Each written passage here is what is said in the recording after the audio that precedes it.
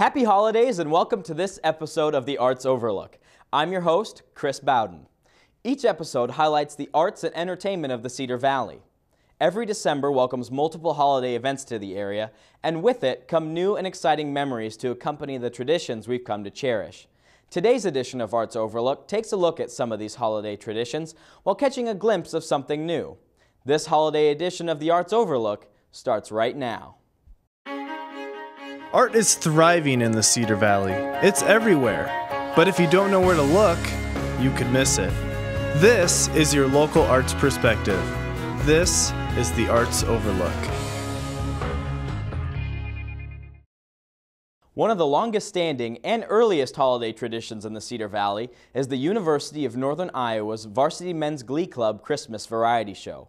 And while some argue that the Christmas season begins earlier and earlier each year, many of us were still enjoying bike rides, swimming pools, and days out in the sun, while the Glee Club began their Christmas rehearsals amidst 90-degree August weather at the very beginning of the school year. The ensemble's 37th annual production took place during the first weekend in December, and for many, this event signals the start of their holiday season.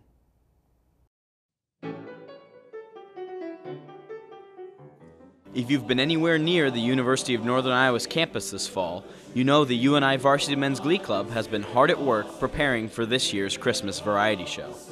A men's choral ensemble founded in 1978 by Dr. Les Hale is made up of 110 members that started rehearsing for the Christmas show on the very first day of the semester. Well, it definitely doesn't stop being weird that you're singing Christmas music in like the last couple weeks of August, so just spending a lot of time working with this music to get it to where it needs to be. It's definitely been a lengthy process, but it's one that we're excited to see the outcome of. The Glee Club rehearses for 4 hours a week on Monday nights and Wednesday nights. And then we also have like outside rehearsal time for like the play, for the Arthur Murder Dancers, for the variety acts and all that kind of stuff. So it's a lot of smaller moving parts that come together to make the entire Christmas show come together. This year marks the ensemble's 37th annual production, and the long-standing tradition of the Christmas variety show has made it one of the staples of the holiday season in the Cedar Valley. This is my first Christmas show, and I know that it has such a huge impact on the Cedar Falls community, the student body here at UNI, and I know that people look forward to it year after year, so to be a part of it in any way really is just such an honor.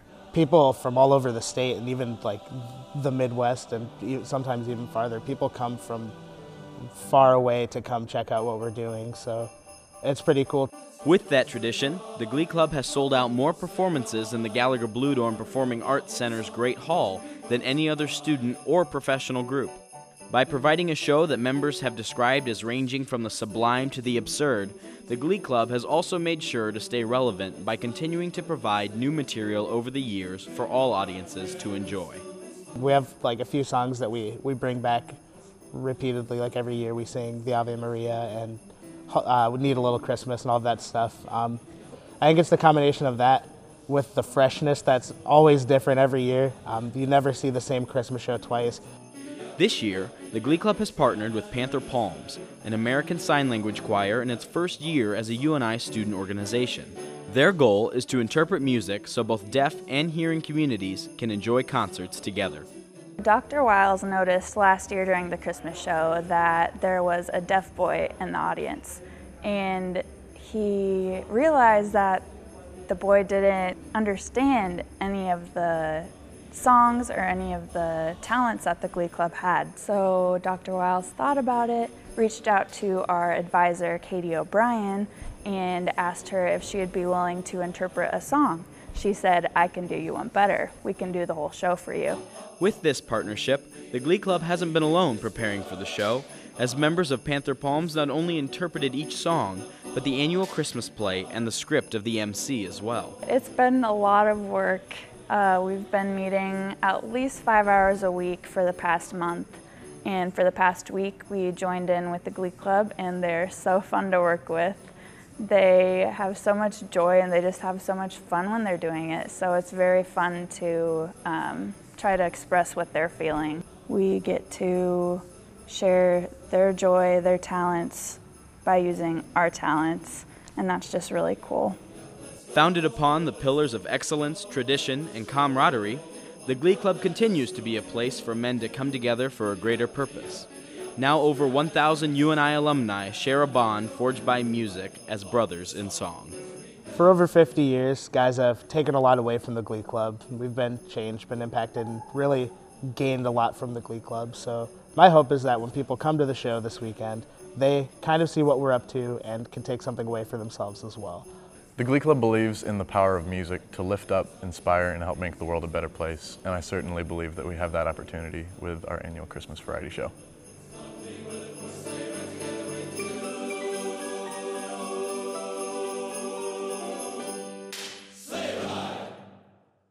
The Glee Club Christmas show sold out all of their performances again this year, and if you happen to miss it, I highly recommend catching their spring concert later this year. As a former member myself, I can safely say that it's never too early to find a Glee Club member to buy tickets for next year. Our second feature highlights another special and newer tradition in the Cedar Valley, offering a wonderful story, music, and even food, as we get a preview of Lampost Theater's annual Christmas Dessert Theater. Here's an inside look at, I've been practicing to make sure I get this right, a Piffledywiff Christmas at Lampost Theater. The word Piffledywiff may not make a lot of sense to most of us, but for the Lampost Theater in Cedar Falls, it summons another season of their annual Christmas Dessert Theater. The play is a Piffledywiff Christmas, and it's just a kind of an adventure as this elderly woman shares her stories of moving from one continent to another and experiencing Christmas in these different cultural settings. And the audience is kind of taken along on this journey with her as we tell the tales and even taste bits of the treats, Christmas treats, and different Christmas folklore of these different areas of the world. Founded in 1980, the Lampost Theater Company has traveled across the United States while producing their own original theatrical performances. In 2004, they opened their own resident combination theater and coffee shop on Searly Boulevard. This became a wonderful opportunity here in Cedar Falls to open a resident theater, but we thought we wanted to have a connection with the community beyond just the productions that we do. And that's where the coffee shop came into play. It becomes a place where we can do the same thing we try to do in our theater, create an atmosphere where people can come, can enjoy life, can connect together with friends and family, and have a good time. Along with their regular season of shows, the theater works throughout the holiday season, putting together their annual dessert theater. Working up the Christmas production has almost become our Christmas tradition around our household. And everybody on staff is focused on this for 2 months ahead of time. And so we're really celebrating Christmas back in late October is when it begins. But it's a great process as we try to work through a show.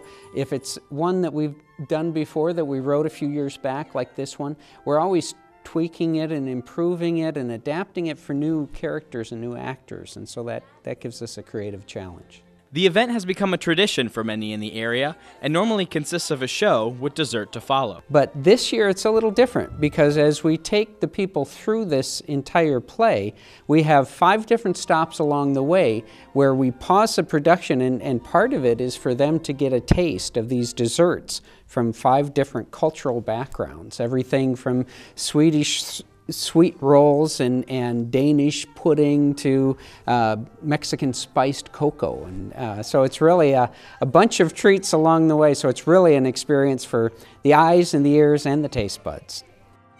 Audiences can expect a lot of variety and entertainment from this year's show, as cast members play several different characters in various time periods and cultures, ranging from the First World War to present day. In this show, like a lot of our shows, there's a good amount of audience participation. So we really take the experience beyond just something where you're sitting back and passively watching something going on, 100 feet from you, but you're right there in the action. And to see people come alive, participate, and kind of get that spark of the joy of Christmas as they're going into the season, that's a special treat. The Lampost Theater's annual Christmas Dessert Theater offers audience members a unique opportunity to immerse themselves not only in the Christmas season they've come to know and love, but to take an interactive step into other Christmas cultures as well.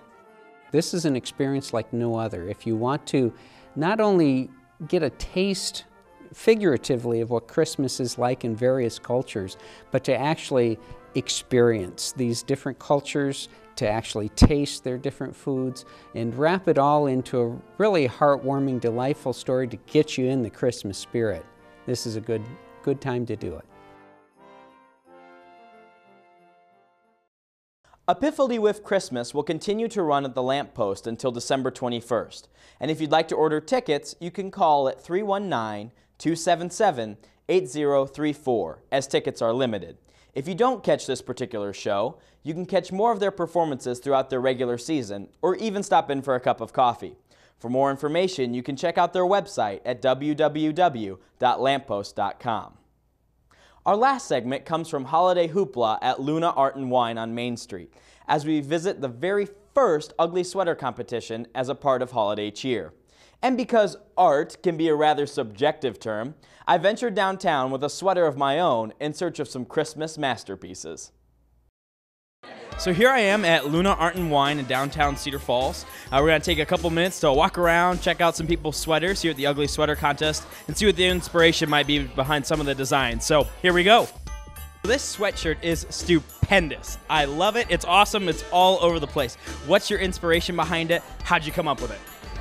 Part of it is from Pinterest, and my mom gave me the idea too, because I couldn't find an ugly sweater, so I was like, she said, why don't you make one? So I did. And then I just used tinsel, ornaments, and boom. What's the inspiration behind your get-up this evening? Mainly whatever was left over from our decorating at home. Perfect. That's why I decorate my apartment for Christmas most of the time. So, sir, you look really excited to be here. How are you feeling about your sweater? Godzilla. That's great. What inspired Godzilla out of this? I don't know, it came to me. It's just like, hey, let's put Godzilla on a sweatshirt for this. Good. That's what I think of when I have Christmas. You know, reindeer, Santa, and Godzilla. Yep, Godzilla. What would you say is the #1 inspiration for your costume? You look a little like a present. Is that what you're going for? I like to look cute, so probably to look cute. So look at that. A fully functioning tree right there. So I have to ask, are you guys battery operated? Do you have a generator running somewhere out back? How's this happening? Satellite, yes, satellite. Perfect. Satellite, very impressive. 21st century, folks. Who would have thought who we'd run into down here on Main Street but our own co-worker from Channel 15, Shelby. How are you, Shelby? I'm doing pretty good. Just enjoying the ugly sweater contest here tonight. Good. It's very classic. It's a classic look. It's simple yet elegant. It's even got a horsetail. It's got some own effects to it. How you feeling about it? Feeling pretty good. I found this in my grandma's closet. Oh, she's a very elegant lady. It looks very nice. I'm sure she's very excited about you using it. Yeah, she's got shoulder pads and everything. Oh, prepared for battle with the ugly sweater. That's great. I love that. You think you have a good chance of winning this evening? I don't know. There's some tough competition here. The girl I came with totally upstaged me with all the flash and the bows. Yeah, I've seen electronics. I've seen maybe hydraulics out there somewhere. There's antlers and lights all over the place. So I wish you the best. And how about you? How are you feeling about your sweater? You know, I like it. It's simple, but it's still very just, you know, it's not really pretty. It's ugly. Perfect. I think it looks great. The reindeer antlers are a great addition, so I can do nothing but approve. So I'd have to say that I think my sweater's looking pretty good for the ugly sweater contest. You know, it's very out there. It's very unique. How do you think I'm going to fare tonight? First place? First place. First place. Vote of confidence. I like this. Thank you. We'll see how that actually works out. You think you're going to have a good chance of winning tonight? Great chance. Good. Glad to hear. Now, I think my sweater's looking pretty good here so far. You think I'm having a good chance of winning? No, not at all. No. Okay, well, at least he's honest. We can appreciate that. Finalists were selected based on 4 categories: Most Festive, Best Vest, Ugliest of All, and Best Coordinated Group. Winners were then decided by audience response. I'm not sure why, but I wasn't selected as a finalist this year. Here I am with the winners of the group category, and with that, winners of this magnificent trophy you see before you. So, how are you guys feeling about winning this competition? It's quite the accomplishment. Pretty awesome. So here we are with the winner of the best Christmas sweater vest that we have here. And how you feeling about this big win? Good. The gingerbread served me well. Good. Do you think you're going to go professional in this now? Thinking about it. I'm sure states like Alaska, up in the north, maybe North Dakota, somewhere like that, maybe even Canada, you could find some competitions up there, I'm sure. Possibly, but, you know, kind of hard to beat. So what was the inspiration behind your sweaters? Well, if you want to know the real story. Well, can we put it on TV? That's the real question right there. Pinterest.